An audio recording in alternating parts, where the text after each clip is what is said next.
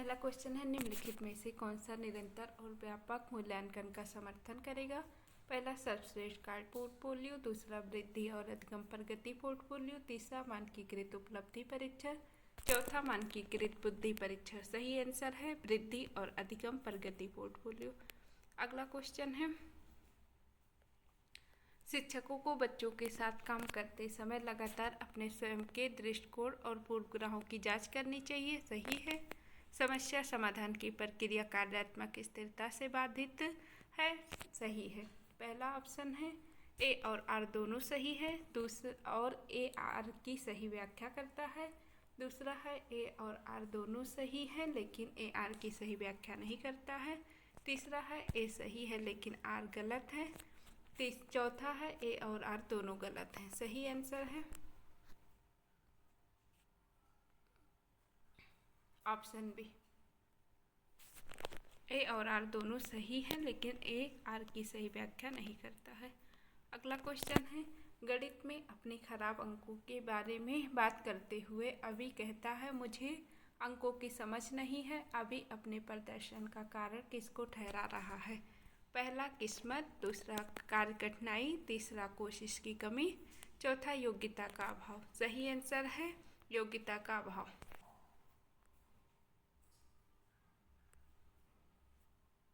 अगला क्वेश्चन है,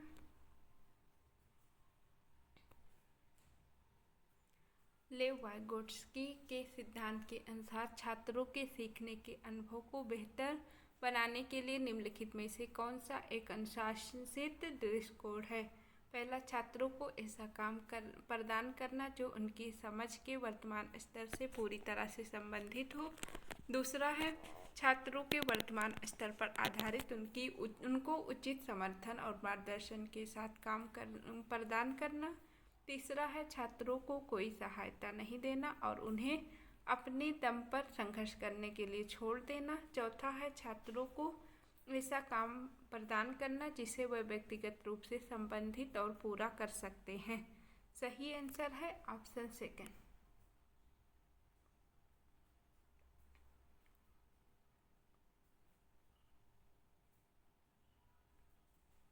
छात्रों के वर्तमान स्तर पर आधारित उनको उचित समर्थन और मार्गदर्शन के साथ काम प्रदान करना। अगला क्वेश्चन है, निम्नलिखित में से कौन सा कथन प्रगतिशील शिक्षा में शिक्षक की भूमिका का सबसे अच्छा वर्णन करता है? पहला, शिक्षक ज्ञान का प्राथमिक स्रोत होते हैं। दूसरा, शिक्षक एक सुविधा प्रदाता के रूप में कार्य करते हैं। तीसरा, शिक्षक निर्धारित पाठ्यक्रम को ज्यों का त्यों लागू करते हैं। चौथा है, शिक्षक बच्चों को स्वतंत्र रूप से कार्य करने के लिए उनके हाल पर छोड़ देते हैं। सही आंसर है, शिक्षक एक सुविधा दाता के रूप में कार्य करते हैं।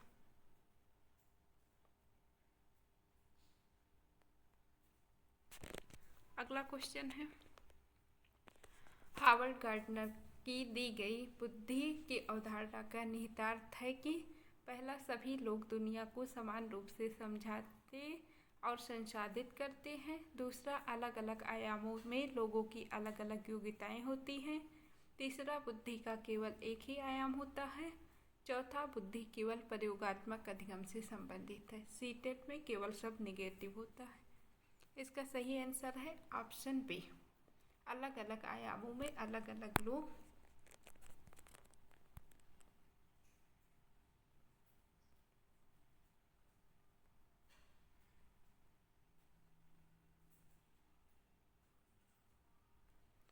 अलग अलग आयामों में लोगों की अलग अलग योग्यताएं होती हैं। अगला क्वेश्चन है, निम्नलिखित में से अवधारणा के निरूपण का कौन सा क्रम बच्चों के संज्ञानात्मक क्षमताओं के उत्तरोत्तर विकास के अनुसार है? पहला, क्रिया आधारित, छवि आधारित और संकेत आधारित। दूसरा, छवि आधारित, संकेत आधारित, क्रिया आधारित। तीसरा, संकेत आधारित, क्रिया आधारित और छवि आधारित। चौथा, संकेत आधारित, छवि आधारित, क्रिया आधारित। सही आंसर है क्रिया आधारित, छवि आधारित और संकेत आधारित।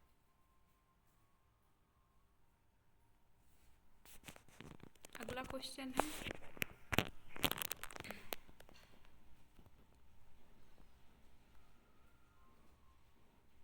अभिकथन ए है, शिक्षकों को कक्षा में प्रभावी संज्ञान सुनिश्चित करने के लिए बच्चों को संवेगात्मक सहारा देना चाहिए। कारण है संवेग व संज्ञान एक दूसरे से जटिल रूप से संबंधित हैं।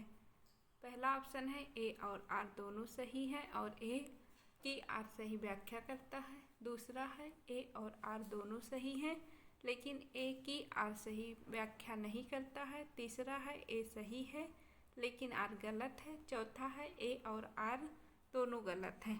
सही आंसर है ए आर की सही व्याख्या करता है और ए और आर दोनों सही है। अगला क्वेश्चन है विकास के संदर्भ में निम्नलिखित में से कौन सा कथन सही है। पहला, विकास एक असतत प्रक्रिया है। दूसरा, विकास चक्रीय तरीके से होता है, रैखिक नहीं। तीसरा, विकास विशिष्ट से सामान्य की ओर होता है। चौथा, विकास के विभिन्न पहलू एक दूसरे से स्वतंत्र होते हैं।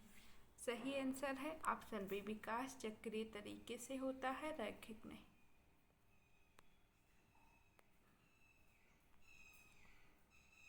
अगला क्वेश्चन है लेव वाइगोट्स्की के अनुसार बच्चे अपने स्वयं के व्यवहार को किस प्रकार नियमित करते हैं।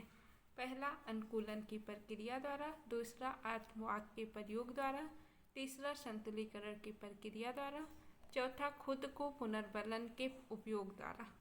सही आंसर है आत्मवाक के प्रयोग के द्वारा।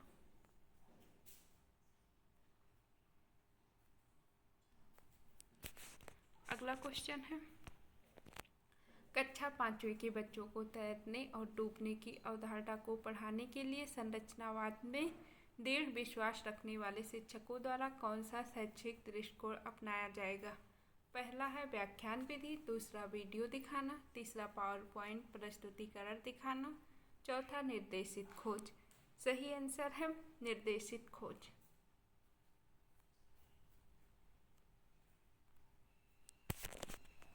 अगला क्वेश्चन है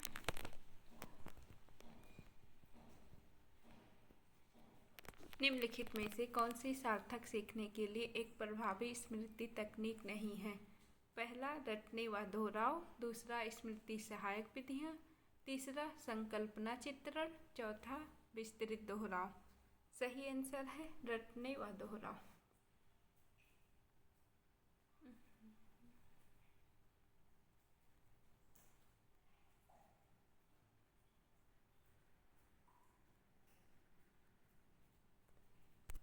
अगला क्वेश्चन है निम्नलिखित में से कौन सा एक अच्छी तरह से तैयार किए गए आलोचनात्मक सोच वाले प्रश्न की विशेषता नहीं है। पहला, यह खुला प्रश्न है और कई उत्तरों को प्रस्तुत करने की अनुमति देता है। दूसरा, यह मुख्य रूप से तथ्यात्मक जानकारी पर आधारित है। तीसरा, इसमें सूचना के विश्लेषण और मूल्यांकन की आवश्यकता होती है। चौथा, यह उच्च स्तरीय सोच की समस्या समाधान कौशल को बढ़ावा देता है। सही आंसर है यह मुख्य रूप से तथ्यात्मक जानकारी पर आधारित होता है।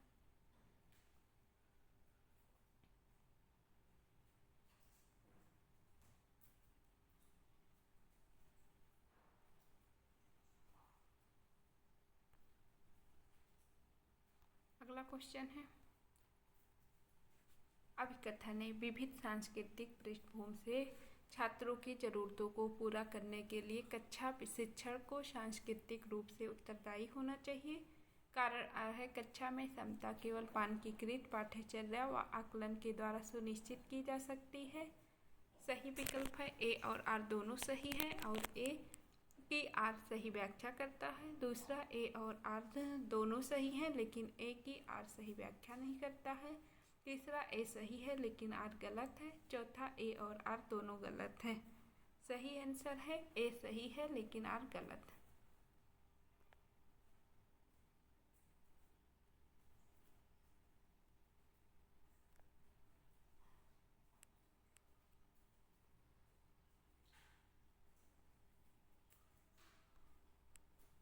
अगला क्वेश्चन है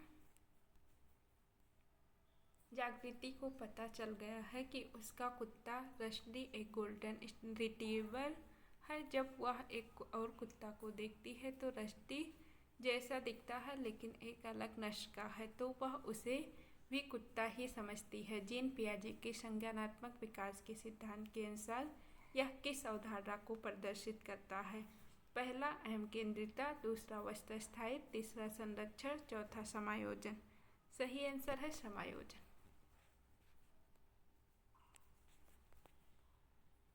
अगला क्वेश्चन है,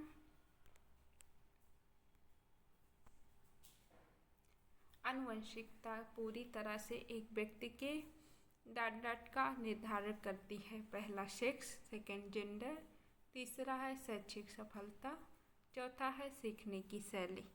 सही आंसर है सेक्स, केवल एक।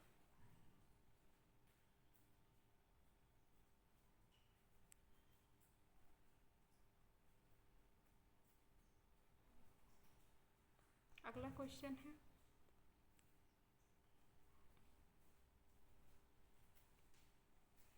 अभिकथन है, शिक्षकों को कक्षा में प्रश्न पूछने पर ध्यान देना चाहिए और निर्देश देने के बजाय उन्हें प्रश्न पूछने के लिए प्रोत्साहित करना चाहिए।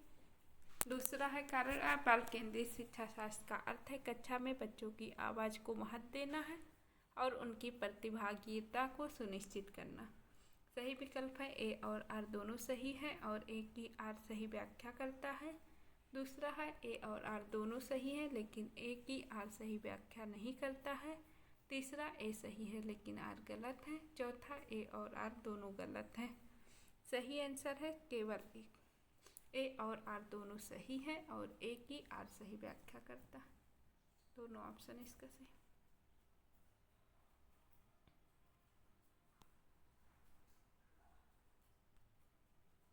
अगला क्वेश्चन है, दोहराव व बारंबारता किए जाने वाला व्यवहार किसकी विशिष्ट पहचान है? पहला शौलीन क्रम विकार की, दूसरा अधिगमात्मक विकलांगता की, तीसरा ध्यान न्यूनता अतिक्रियाशीलता विकार की, चौथा मस्तिष्क पक्षाघात की। सही आंसर है शौलीन क्रम विकार की।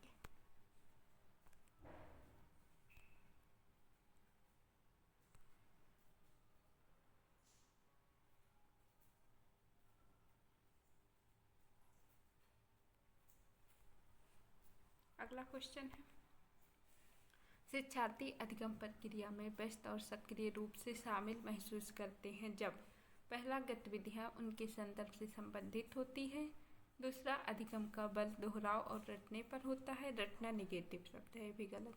तीसरा शिक्षार्थियों की सामाजिक भावनात्मक आवश्यकताओं की उपेक्षा की जाती है। चौथा है उनके पूर्व ज्ञान को पृथक किया जाता है और नकारा जाता है।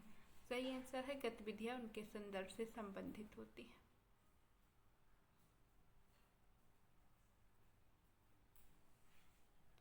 अगला क्वेश्चन है,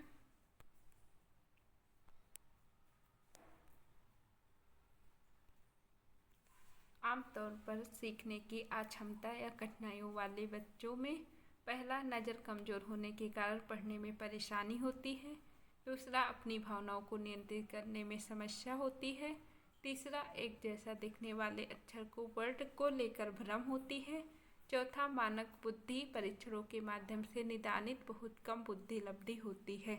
सही आंसर है एक जैसे दिखने वाले अक्षर और वर्ड को लेकर भ्रम होता है।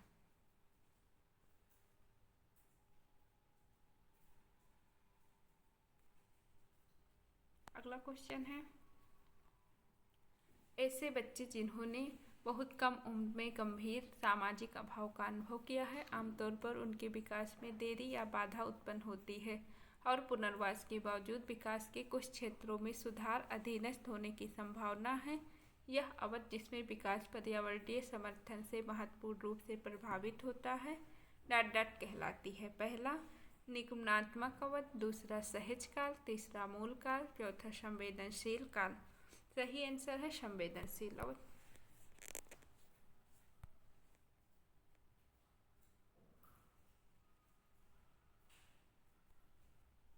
अगला क्वेश्चन है, विभिन्न जेंडर के व्यवहार के बारे में पूर्वकल्पित सामान्यीकरण क्या कहलाते हैं? पहला जेंडर रूढ़वादिता, दूसरा जेंडर भेदभाव, तीसरा जेंडर पहचान, चौथा जेंडर प्रारूप। सही आंसर है जेंडर रूढ़वाद। अगला क्वेश्चन है, एक समावेशी कक्षा में पहला ऑप्शन विशेष बच्चे हमेशा अपनी पाठ्यचर्या पर काम करते हैं, हमेशा भी निगेटिव शब्द होता है। सभी बच्चों की कक्षा की गतिविधियों तक पहुँच है और वह कक्षा की क्रिया में शामिल है। तीसरा, विशेष बच्चों को ज़रूरतमंद और आश्रित के रूप में देखा जाता है।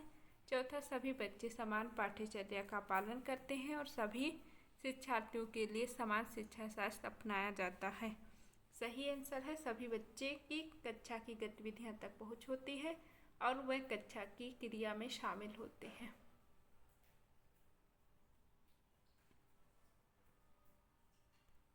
सही आंसर ऑप्शन बी।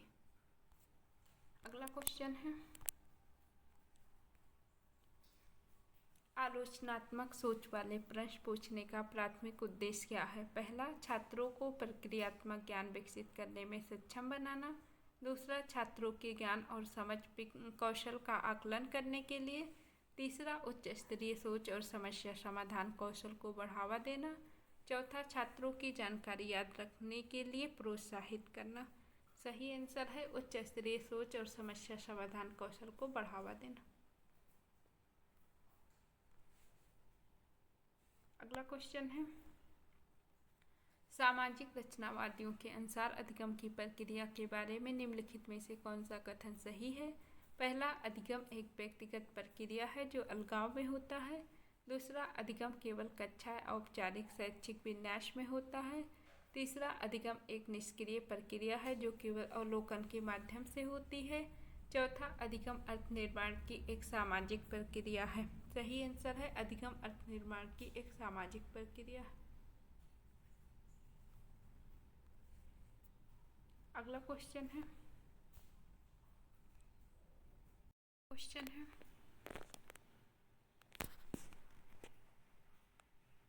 अभिकथन ए। जबकि कुछ बच्चे 12 महीने की उम्र में बड़बड़ाना और 2 शब्दों का वाक्य बोलना शुरू कर देते हैं, अन्य 20 महीने की उम्र तक ऐसा नहीं करते हैं। दूसरा कारण आर है, विकासात्मक प्रतिमान केवल सांकेतिक है और व्यक्तिगत बच्चों का विकास काफ़ी भिन्न हो सकता है। सही विकल्प चुनें। पहला है, ए और आर दोनों सही है और ए की आर सही व्याख्या करता है, यही सही है।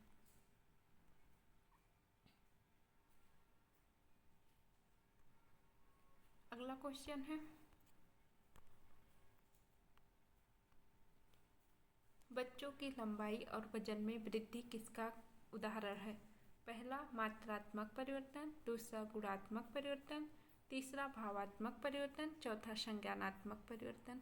सही आंसर है मात्रात्मक परिवर्तन। अगला क्वेश्चन है, हेंज की दुविधा को पेश किए जाने पर अरुणिमा तर्क देती है, कानून इन परिस्थितियों के लिए स्थापित नहीं किया गया था। इस स्थिति में दवा लेना वास्तव में सही नहीं है, लेकिन यह उचित है। लॉरेंस कोहलर के सिद्धांत के अनुसार अरुणिमा नैतिक विकास की कौन सी अवस्था है? पहला, सामाजिक सरोकार और विवेक। दूसरा, नैतिकता का विरोधाभास, व्यक्तिगत अधिकार व लोकतांत्रिका। तीसरा, दंड की ओर उन्मुखता और आज्ञाकारिता, स्वीकृत कानून। तीसरा, यांत्रिक उद्देश्य व विनिमय। सही आंसर है नैतिकता का विरोधाभास, व्यक्तिगत अधिकार व लोकतांत्रिका। अगला क्वेश्चन है, प्रतिभाशाली बच्चों के संदर्भ में निम्नलिखित में से कौन सा सही है? पहला, प्रतिभाशाली बच्चे सीखने की अक्षमता के जोखिम से मुक्त होते हैं।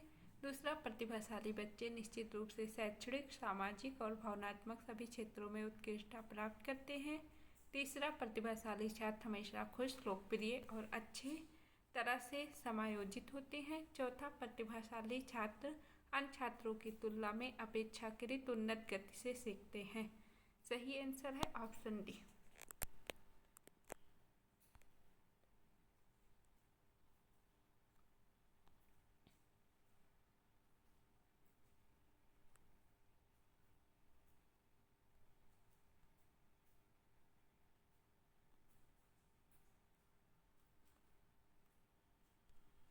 प्रतिभाशाली छात्र अन्य छात्रों की तुलना में अपेक्षाकृत उन्नत गति से सीखते हैं।